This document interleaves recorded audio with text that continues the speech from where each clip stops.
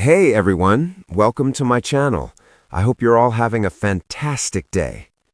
They shone as brightly as ever, warming the polished stage of the morning show. But on this day, they couldn't soften the ache hanging in the air. The familiar theme music faded, and for the first time in years, the audience didn't erupt in applause. They sensed it. Something was different. Kelly Ripa sat at the desk, her hands folded tightly, knuckles pale. Across from her sat Mark Consuelos, calm but unmistakably emotional, his usual easy smile replaced by something quieter, braver.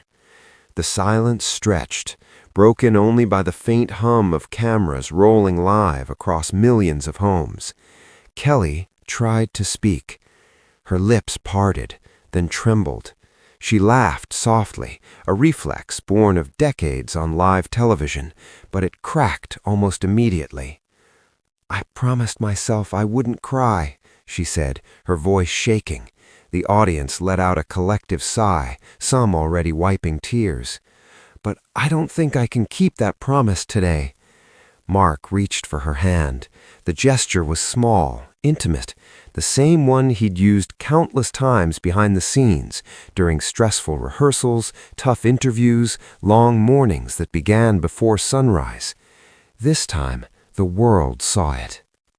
"For 29 years, Kelly continued, tears spilling freely now, "this man has been my partner, on-screen, off-screen, in life. And today I have to say goodbye." The word goodbye echoed louder than any applause.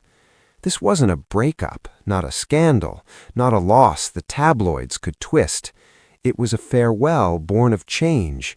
Mark was leaving the show to pursue a new chapter, one that demanded his full heart, his full presence, and Kelly, who had built a rhythm of life around shared mornings and shared laughter, was struggling to let go. "I've said goodbye to guests," she said, pressing her hand to her chest, "to co-hosts, to Eras, but I've never had to say goodbye to you like this." Mark finally spoke, his voice steady but thick with emotion. "Kel, you didn't just give me a seat at this desk. You gave me courage. You reminded me every day that love and laughter belong in the same room." The audience stood without being asked. Kelly shook her head, tears streaming. "You know what the hardest part is?" she said. "Tomorrow morning I'll wake up and you won't be rushing me out the door, telling me I'm late when I'm not. I won't hear you practicing your lines in the mirror, pretending you're not nervous." She laughed through her tears. "You always were." Mark smiled, his eyes shining. "And you were always my anchor." The producer's countdown flashed silently from behind the camera. 2 minutes left. Kelly glanced at it, then back at Mark, as if daring time itself to slow down. "I want people to know," she said, turning to the camera, "that love doesn't disappear just because something changes. Sometimes love means letting someone walk forward, even when it breaks your heart a little." Mark stood, pulling her into an embrace that felt too personal for television, too real to look away from. The audience wept openly now.